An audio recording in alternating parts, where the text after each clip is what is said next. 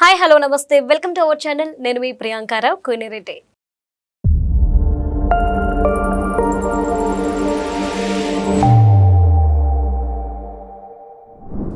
గోపిచంద్ మల్లేని గారు డైరెక్టర్, మనందరికీ తెలుసు. ఈయన ఒక అనౌన్స్మెంట్ కూడా చేశారు, బాలయ్యతో మరో సినిమా తీయబోతున్నారు అని. అయితే ఒక ఇంటర్వ్యూలో గోపిచంద్ మల్లేని గారు ఒక మాట అన్నారు, నేను తెలుగు డైరెక్టర్ అవ్వడం వల్ల విజయ్ తలపతి లాస్ట్ మూవీని డైరెక్ట్ చేయడం అవ్వలేదు, వాళ్ళను తప్పుకోమని చెప్పారు అని. దీనివల్ల తనకి చాలా టైం వేస్ట్ అయిందని, చాలా బాధ కలిగిందని ఆయన చెప్పుకొచ్చారు. ఎందుకని తెలుగు ఇండస్ట్రీ అందరినీ ఆదరిస్తుంది, ఈరోజు ఒక లెవెల్లో తెలుగు ఇండస్ట్రీ నిలిచింది పాన్ ఇండియా.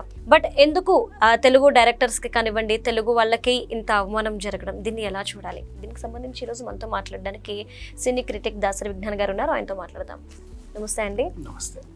గోపిచంద్ మల్లేని గారికి ఒక చేదు అనుభవం అనే చెప్పాలి తమిళ ఇండస్ట్రీలో. మనందరికీ తెలుసు, విజయ్ తలపతి గారు ఇప్పుడు మూవీస్ కి ఫుల్ స్టాప్ పెట్టేసి ఆయన ఇప్పుడు పొలిటికల్ లైఫ్ ని స్టార్ట్ చేశారు. అయితే లాస్ట్ మూవీ డైరెక్ట్ చేయాల్సిన వ్యక్తి వచ్చేసి గోపిచంద్ మల్లేని గారు. బట్ అక్కడ ఏం జరిగింది ఏంది అనే తర్వాత పక్కన పెడితే ఆ ప్రాజెక్ట్ నుండి ఆయన తప్పుకోవాల్సి వచ్చింది. మళ్ళీ తమిళ డైరెక్టర్ తో ఆయన సినిమా చేశారు. ఎందుకని సినీ ఇండస్ట్రీకి రాజకీయాలకి ముడిపడతారు? తెలుగు డైరెక్టర్తో లాస్ట్ మూవీ చేస్తే వాళ్ళు ఎవరు చూడరా, ఓట్లు వెయ్యరా, విజయ్ తలపతి గారిని యాక్సెప్ట్ చేయరా? ఎందుకని? బేసిక్గా మనం రాజకీయం అనే పదాన్ని పాలిటిక్స్కే వాడతాం ఎక్కువ. అవును, ఫ్యామిలీలోనూ రాజకీయాలు ఉంటాయి, అవును, ఫ్రెండ్షిప్లోనూ రాజకీయాలు ఉంటాయి, స్కూళ్ళు కాలేజీలో ఆఫీసుల్లోనూ రాజకీయాలు ఉంటాయి, సినీ పరిశ్రమలోనూ ఉన్నాయి. రాజకీయాలు ఈజ్ నథింగ్ బట్ తెర వెనుక ఇటు అటు అటు ఇటు ఏదో చేసి తమిడి బిమ్మి చేసి ఎవరికి అనుకూలంగా వాళ్ళు సిచ్యువేషన్ని మార్చుకోవడం, అంతే. ఇక అసలు విషయానికి వస్తే గోపీచంద్ మల్లినేనికి ఎదురైన అనుభవం ఏదైతే ఉందో అఫ్ కోర్స్ అది ఆ డైరెక్టర్కి అయితే బాధే. But the situation I support that. Actually reason చెప్తాను నేను. ఎందుకంటే నాకు ఇప్పుడు అనిపించింది, వి రియలైజ్డ్ తెలుగు వాళ్ళే open hands for every one. మొన్న బ్రో సినిమా అప్పుడు కూడా సముద్రకని గారు పక్కన ఉన్నప్పుడు పవన్ కళ్యాణ్ గారు అన్న మాట చెప్తా, మా తెలుగు వాళ్ళు మాత్రమే అందరినీ పెట్టుకుంటారు, మిగతా ఇండస్ట్రీలో అలా ఉండదు. చివరికి ఈ సినిమా డైరెక్టర్ కూడా మన సముద్రకని నేను పెట్టుకున్నాను చూడండి అని బాగా గొప్పగా చెప్పాడు. అంతకుముందు రోజా వాళ్ళ హస్బెండ్ సెల్వమణి గారు ఏమన్నారంటే, తమిళ సినిమాలు తమిళనాడులోనే షూట్ అవ్వాలి, తమిళ నటుల్ని మనం ఖచ్చితంగా పెట్టుకోవాలి, వేరే వాళ్ళకి అవకాశాలు ఇవ్వకండి అని ఓపెన్గా చెప్పాడు ఆయన. నేను దీన్ని సమర్థిస్తున్నాను యాక్చువల్గా చెప్పాలంటే. తమిళ విషయం అని కాదు, నేను ఎందుకు సమర్థిస్తున్నాను అంటే ఇప్పుడు చూడు, డి లాంటి డ్యాన్స్ షోస్ వస్తున్నాయి కదా, ప్రతి 6 నెలలకో 3 నెలలకో సీజన్లు వస్తున్నాయి. ఓ 12-20 టీములు పార్టిసిపేట్ చేస్తాయి. అంతకు మించి వీళ్ళు సెలెక్ట్ అవుతారు, ఆడిషన్స్కి 100 టీంలు అప్లికేషన్లు పెడతాయి. ఇప్పుడు 100 టీంలు అంటే టీముకో 10 మంది చొప్పున వేసుకున్నా, నేను చాలా తక్కువ చెప్పా, ఎక్కువే ఉంటారు. ఓ 1000 మంది డాన్సర్లు వచ్చారుగా సిటీకి, వాళ్ళల్లో 100 మందికి షో అవకాశం వచ్చింది. అందులో ఒక టీమే విన్ అయింది. ఆ విన్ అయిన వాడు మాస్టర్ అయిపోయాడు. మిగతా డాన్సర్లు అందరూ కూడా డాన్స్ మాస్టర్లే, బట్ వాళ్ళకి కార్డు లేదు. కార్డు వస్తున్నా కూడా అన్ని అవకాశాలు లేవు. ఇప్పుడు ఏ సినిమాలోనూ మనకు సైడ్ డాన్సర్ లేరు. ఒకప్పుడు ఏంటంటే ఊరికే హీరోయిన్ అలా పార్క్లో కూర్చున్నా గొడుగులు పట్టుకొని బిందెలు పట్టుకొని ఆ వెనకాల 30 మంది ఇటో 40 మంది వెళ్ళేవాళ్ళు. వాళ్ళకి అవకాశాలు ఉండేవి, ఇప్పుడు అవకాశాలు లేవు. సరే, నువ్వు మొత్తానికి అంతా సాధించి డాన్సర్ అయ్యావు, అద్భుతమైన డాన్సర్వి నువ్వు, అద్భుతమైన డాన్స్ మాస్టర్వి. ఆల్రెడీ చేసిన వాళ్ళకి అవకాశాలు వెళ్తాయే తప్పితే కొత్త వాళ్ళకి లేవు. అన్ని సినిమాలు కూడా లేవు. మన నెక్స్ట్ సింగర్స్ మూడు అన్ని టీవీ ఛానల్స్, అన్ని ఓటీటీ ప్లాట్ఫామ్స్ వదిలేస్తే సంవత్సరానికి ఓ 1000 మంది సింగర్లు పరిచయం అవుతున్నారు. అన్ని గొంతులు బాగున్నాయి, దాంట్లో ఓ 10 గొంతులు గెలుస్తున్నాయి.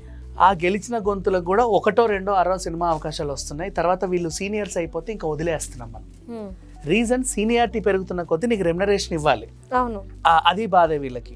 నెక్స్ట్ ఒకడు మనకు అలవాటు అయ్యాడంటే ఇక రెగ్యులర్గా తనతోనే. ఇప్పుడు ఏ సినిమా చూడు, శేఖర్ మాస్టర్, జానీ మాస్టర్, 4-5 పేర్లు మనకి తెలిసిన పేర్లే వినిపిస్తూ ఉంటాయి, గణేష్ మాస్టర్ అంతే, బాబానో, ఇంతమంది ఉన్నారు. మరి వాళ్ళందరూ అవకాశాలు లేవంటే లేదు. ఇప్పుడు ఆ విజయ్ పోలకి కూడా కొంచెం ఫేమస్ అయ్యాడు. ఇలా మన వాళ్ళకి నెక్స్ట్ స్టంట్ మాస్టర్ అందరూ యూనియన్లు పెట్టుకున్నారు. జూనియర్ ఆర్టిస్ట్కి ఒక యూనియన్ ఉంది, స్టంట్ మాస్టర్లకి యూనియన్ ఉంది, డబ్బింగ్ వాళ్ళకి యూనియన్ ఉంది. వాళ్ళని నువ్వు వాడని అంటున్నావు, యూఆర్ నాట్, అంటే అసలు ఒకరిని వాడట్లా, ఎక్కడెక్కడి నుంచో తెచ్చుకుంటున్నారు. హీరోయిన్లు ఏం చేసి, మనకి కాస్ట్యూమర్స్ ఉంటారు ఇందిరానగర్, కృష్ణనగర్లో సినిమాకి ఒకప్పుడు కాస్ట్యూమ్స్ తెచ్చేవాడు ఉండేవాడు, కాస్ట్యూమర్. ఇప్పుడు ఏంటో వీళ్ళు UK US నుంచి కాస్ట్యూమ్ డిజైనర్లను దింపేస్తున్నారు. వాళ్ళు ఎవరో తెలియదు, ఏం లేదా, షీ ఈజ్ మై డిజైనర్, నాకు తన బట్టలే వేస్తుంది, నాకు ఎలా ఉండాలో తనకు తెలుస్తుంది. ఆ బట్ట మినిమం 1,00,000 లేని వాళ్ళు అసలు డిజైనింగ్ చేయట్లా. అవును. అమ్మ ఒక లెహంగా కుట్టాలన్నా లెహంగా ప్రైస్ వేరు, ఆవిడ ఇట్లా గీసినందుకు దానికి 1,00,000 2,00,000 తీసుకుంటున్నారు. అవునా? ఇక్కడ కాస్ట్యూమర్స్ అందరు కూడా ఖాళీగానే ఉన్నారు, వాడుకుంటారు కాస్ట్యూమర్లను. ఎప్పుడు చాలా రేర్గా ఏదన్నా కావాలన్నప్పుడు జస్ట్ ఏదో కార్డు, వాళ్ళకి యూనియన్ కార్డు కంపల్సరీ వాడాలని ఒక రూల్ ఉంది సినిమాకి. ఒకరినిద్దరిని పెట్టేస్తారు. నెక్స్ట్ మేకప్ వాళ్ళని, మేకప్కి కూడా కార్డు తీసుకొని మహా మేకప్ మ్యాన్లు ఉన్నారు. వీళ్ళు ఏం చేస్తారంటే నాకు మీ సినిమా మేకప్ వద్దు, మేము పర్సనల్ మేకప్ మ్యాన్లను పెట్టుకుంటామని చెప్పి ఎక్కడి నుంచో తీసుకురావడం. వీళ్ళకి పని లేదు. వీళ్ళు ఎక్కడెక్కడ తెచ్చుకుంటున్నారు, ముంబైలో నుంచో కేరళ నుంచో ఇంకెక్కడి నుంచో తెచ్చేసుకుంటున్నారు. నెక్స్ట్ నటులు ఆర్టిస్టులకు, నువ్వు సీరియల్ యాక్టర్స్వే కదా, ఇప్పుడు సీరియల్స్ అందరూ పక్క రాష్ట్రం నుంచే వస్తున్నారు, బెంగళూరు నుంచే. ఇక్కడ ఉన్న వాళ్ళు ఎవరికీ లేవు అవకాశాలు. ఒకప్పుడు కనిపించే వాళ్ళు ఇప్పుడు వాళ్ళంతా ఇన్స్టాలో రీల్స్ చేసుకుంటూ తిరుగుతున్నారు. వాళ్ళని పెట్టుకోలేవా నువ్వు? మన దగ్గర కూడా ఒక మొహం నీకు పనికిరాదా టీవీ సీరియల్కి హీరోయిన్గా? ముక్కు మొహం తెలియదని తీసుకొచ్చి పరిచయం చేస్తావు, ఆమెను బాగా ఎలివేట్ చేస్తావు, ఆటో వెనకాల బస్సు వెనకాల పెద్ద హోర్డింగ్లు వేస్తున్నావు. వాళ్ళకి తెలుగు కూడా సరిగ్గా రావట్లేదు. ఎప్పుడన్నా నువ్వు ఇంటర్వ్యూ చేస్తే పాపం 1000 ఎపిసోడ్లు చూస్తారు ఇట్లా మా ఇంటి పిల్ల అని. లేక 1000 ఎపిసోడ్ తర్వాత ఆ మహాతల్లి ఇంటర్వ్యూలో కూర్చొని యాక్చువల్లీ అంటది. వీళ్ళకి ఆ ఫ్లేవర్ అంతా పోద్ది. అదే తెలుగు అమ్మాయిని తీసుకురాలేవా? వీళ్ళకి అవకాశాలు ఇవ్వవా? మరి వీళ్ళందరూ ఎక్కడికి వెళ్ళాలి చెప్పు? తాప్సీ బంగారం లాంటి నటి మనకు దొరికింది, ఆమెని సెకండ్ హీరోయిన్ని చేసి పడేశారు. బాలీవుడ్కి వెళ్ళి హీరోలతో స్థాయికి సమానంగా సంపాదిస్తుంది. నువ్వు తరిమేసి తడిపోయింది. శ్రీదివ్య నిన్న ఒక సినిమా హిట్ అయింది, ఫ్యామిలీ పీపుల్ది, బాగా నడుస్తుంది. ఓటీటీలోనో థియేటర్లోనే బాగా ఆడుతుంది. శ్రీవిద్య మన తూర్పు వెళ్ళే రైలు సీరియల్తో వచ్చింది అమ్మాయి, మల్లెమాలలో. తర్వాత హీరోయిన్ అయింది మన రవిబాబు సినిమాతో. హీరోయిన్ 1-2 సినిమాలు చేసింది అంతే. ఆ పిల్లని ఫేడ్ అవుట్ చేశారు. తమిళ్కి మలయాళంకి వెళ్ళేసి పెద్ద స్టార్ అయిపోయింది. అంటే వాళ్ళకి పక్క రాష్ట్రం నుంచి వచ్చిందని వాళ్ళు పెట్టుకున్నారులే, సంతోషం. సో ఇప్పుడు మన వాళ్ళకి అవకాశాలు ఇవ్వకపోతే నువ్వు అంటున్నావు నేను ఎవరెవరినో ఎక్కడి నుంచి వస్తే మాకు విశాలమైన హృదయం అని. విశాలమే, ముందు నీ కడుపు నిండిన తర్వాత అవతల వాళ్ళని తెచ్చుకో. మీకు అర్థమయ్యేలాగా బయట కూడా సిచ్యువేషన్స్ అవుతున్నాయి. ఇప్పుడు ఫర్ ఎగ్జాంపుల్ ట్రంప్ వచ్చాడు, గెలిచిన వెంటనే మా వాళ్ళే ఉండాలని అందరు తరిమేశాడు. అంతకుముందు తెలంగాణ ఉద్యమం అయింది, అవునా? ఆ తెలంగాణ ఉద్యమం టైంలో కూడా మా వాళ్ళే ఉండాలి, పక్క వాళ్ళు మాకు ఉండొద్దు అన్నారు. ఏపీ వాళ్ళని వెళ్ళిపోండి. అదేంటంటే వీళ్ళు తరిమేయట్లేదు మా, తర్వాత వీళ్ళకి అర్థమవుతుంది. ఇప్పుడు ఎలా ఉందంటే మలయాళం ఇండస్ట్రీ చాలా బాగుంది, తమిళ ఇండస్ట్రీ, మలయాళం ఇండస్ట్రీ బంగారంలా ఉన్నాయి. ఈవెన్ నీకు పక్కకెళ్ళు మన కన్నడకెళ్ళు, హీరోయిన్ పేరు అన్ని గౌడలే ఉంటారు వాళ్ళే. కానీ ఓకే, మీరన్నది ఒక వరకు కరెక్టే, కానీ ప్రాంతీయ అభిమానం ఉండాలి అంటున్నారు. ఇప్పుడు తమిళ వాళ్ళని తీసుకొచ్చి తెలుగు ఇండస్ట్రీ పెట్టుకుందండి, కన్నడ వాళ్ళని తీసుకొచ్చి తెలుగు ఇండస్ట్రీ పెట్టుకుంది, తమిళ కన్నడ వాళ్ళు బాలీవుడ్ చిన్నవి కూడా తీసుకొచ్చి సినిమాలు అందరూ ఆదరించేస్తారు. కానీ తెలుగు వాళ్ళని ఎందుకు తక్కువ చేస్తున్నారు? ఆ రోజు మద్రాస్ దగ్గర నుండి కూడా వెళ్ళిపోమని లేదా? అప్పుడు మద్రాసులో తెలుగు ఇండస్ట్రీ మొత్తం కలిసి ఉన్నప్పుడు కూడా అవమానాలు ఎదుర్కోలేదా? ఇప్పుడు కూడా తెలుగు ఇండస్ట్రీకి అవమానాలు ఎందుకు? అవమానం కాదు, మనం అవమానంగా ఫీల్ అవుతున్నాం యాక్చువల్గా చెప్పాలి అంటే. సిరికి ఇంకోటి చాలా అర్థమయ్యేలా చెప్తా.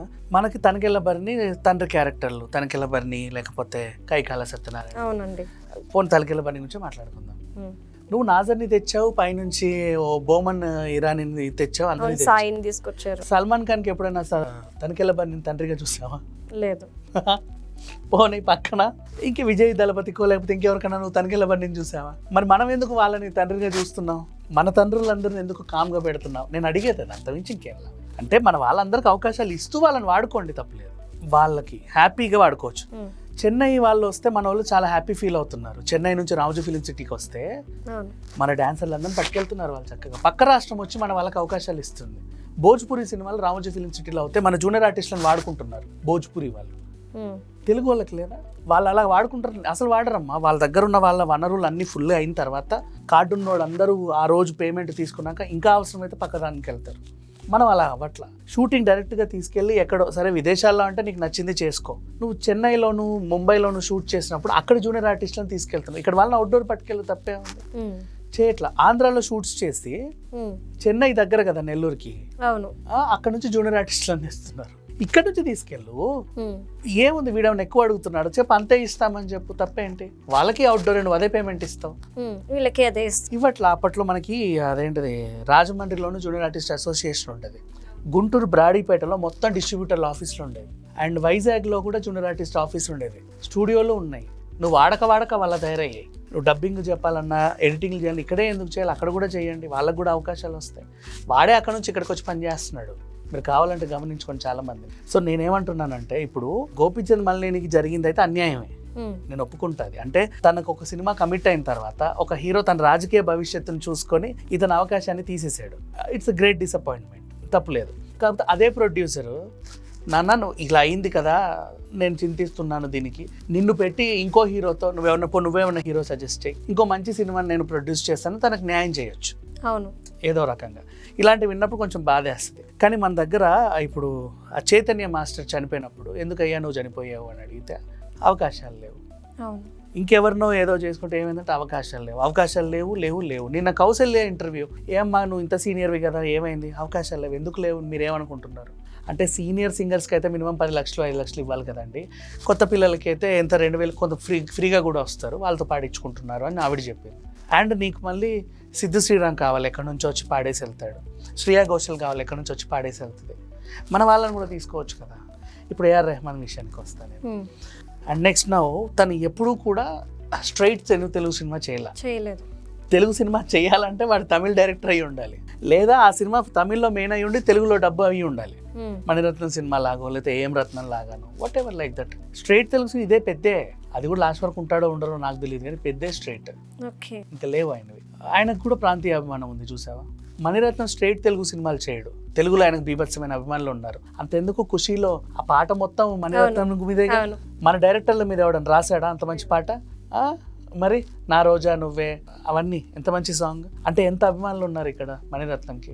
అంటే ఒక తెలుగు డైరెక్టరే తమిళ్కి వెళ్ళి తీస్తే ఆ హీరో రాజకీయాల నుంచి ఉంటే తమిళ్ ఇండస్ట్రీ అంటే తమిళ్ వాళ్ళు ఓట్లు వెయ్యరా, ఆదరించరా హీరోని? అది ఏమో ఆయన మెంటాలిటీ అలా ఉంది. ఇది చండాలమైన సిచ్యువేషన్. ఈ సిచ్యువేషన్ నేను అసలు సమర్థించను. అదే కానీ దీని ద్వారా రేజ్ అయిన అంశం ఏదైతే ఉందో నువ్వు క్వశ్చన్లో అడిగినట్టుగా, మన తెలుగు వాళ్ళందరినీ ఆదరిస్తారు, మిగతా వాళ్ళు ఎందుకు ఇలా ఉన్నారు అంటే మాత్రం మన తెలుగు వాళ్ళకి పిచ్చి, అందుకు ఆదరిస్తారు. మనం కూడా కంచెలు పెట్టుకుంటే బార్డర్స్ గీసుకొని మన కడుపు మడిచి పక్కోడే కడుపు నింపుతున్నారు అని మీరు అంటున్నారు. ఎగ్జాక్ట్లీ. నువ్వు ఒక్కసారి బార్డర్స్ పెట్టుకో, అందరికి పని ఉంటుంది. ఓకే. టీవీ సీరియల్ నటులు కూడా పాపం రోడ్డు ఎక్కి ధర్నా చేస్తే వాళ్ళని అరెస్ట్లు కూడా చేశారు ఒకప్పుడు. కౌశిక్ వీళ్ళంతా కూడా తెలుసా, ఇప్పటికీ ఫైట్ చేస్తున్నారు. నెక్స్ట్ మళ్ళీ డబ్బింగ్ సీరియల్ వేసేస్తున్నావు.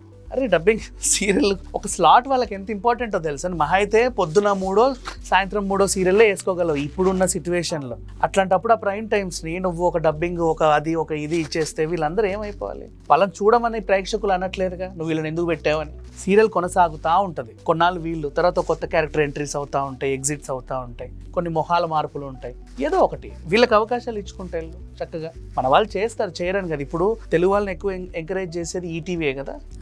ఈటీవీ ఒకటే మోస్ట్లీ ఎప్పటి నుంచో. మా టీవీ అయితే మొత్తం అవతల నుంచే రావాలి, ఒక టీవీ హీరోయిన్ పక్క నుంచే రావాలి, అందులో ఒక పవర్ఫుల్ లేడీ గెటప్ ఉంటుంది, ఆవిడ అక్కడ నుంచే రావాలి. మిగతా ఏంటి నా బొంద, తల్లిదండ్రులు ఎవరో అక్క చెల్లెలు ఉంటే ఒకరిద్దరిని ఇక్కడ తీసుకుంటాం. జీ తెలుగులో సగం ఉంటారు, సగం ఉంటారు, అది నాకు తెలుసు. అంటే ఒక మెయిన్ ఫేసెస్ ఎక్కడి నుంచి వస్తాయి, కానీ వెనకాల నటులందరినీ మన వాళ్ళని తీసుకుంటారు. సన్ను గురించి చెప్పాల్సిన అవసరం లేదు, వాళ్ళ తమిళే మొత్తం. వాళ్ళు అర్థం చేసుకొని తెలుగు వాళ్ళని పెట్టుకుంటున్నారు. మనం ఎలా ఉన్నామో చూడు పరిస్థితి. పైగా ఇప్పుడు బిగ్ బాస్ నుంచి ఫేమస్ ఫిగర్స్ వస్తారు, ఇంకెక్కడి నుంచో ఫేమ్ అయిన వాళ్ళు ఉంటారు, ఇన్స్టా లో సెలబ్రిటీస్ ఉంటారు. ఎంకరేజ్ దేమ్ యార్. మరి వాళ్ళందరికీ అవకాశాలు కావాలి, ఎవరు ఇస్తారు? ఎవరు చెబుతారు? నువ్వు ఉన్నావనే కదా వాళ్ళు ఇక్కడ ఉన్నారు. నువ్వు ఎక్కడి నుంచో ఇప్పుడు బోమన్ ఇరానీని అత్తారింటికి దారేదిలా సీనియర్గా బోమన్ ఇరానీని పెట్టావు. ఆ క్యాటల్ తెలుగులో ఏ పెద్ద నటుడు దాన్ని పోషించలేడా చెప్పు? పాన్ ఇండియా సినిమాలు అంటే అందరినీ పెట్టుకోవాలి, అప్పుడు అందరూ చూస్తారు. ఎక్కడ రిలీజ్ అయినారే మన వాళ్ళు ఎవరో ఉన్నారు, ఇద్దరు లేదులే అమ్మ మన వాళ్ళు ఉన్నారు అనే ఫీలింగ్ ఉంటుంది, భయపడరు వాళ్ళు, ప్రాంతీయాభిమానం కదా. అలాంటిది టీవీ సీరియల్స్ కూడా మీరు ఎందుకు ఇలా చేస్తున్నారు? ఇంకెక్కడికి వెళ్తారు చెప్పు ఈ ఆర్టిస్టులు అందరూ? వాళ్ళు ఆడిషన్స్కి ఇచ్చి ఏమి ఇచ్చినా తెలుగు హీరోయిన్లు ఇంకా రావట్లా. యాక్చువల్ చెప్పాలంటే నా ఫ్రెండ్ ఒక అబ్బాయి ప్రొడ్యూస్ చేస్తున్నాడు తెలుగు సీరియల్, మొత్తం అందరు తెలుగు నటులే ఉండాలని కూర్చున్నాడు. అది అవుతుంది, ఆల్మోస్ట్ షూట్కి వెళ్తుంది, మొత్తం తెలుగు వాళ్ళే తెలుసా. తెలంగాణ వాళ్ళు, ఆంధ్ర వాళ్ళు అందరు కలిసి ఓన్లీ తెలుగు వాళ్ళే. ఎందుకంటే మనోళ్ళు చూసి కదా మనకు టీఆర్పీ ఇస్తున్నారు.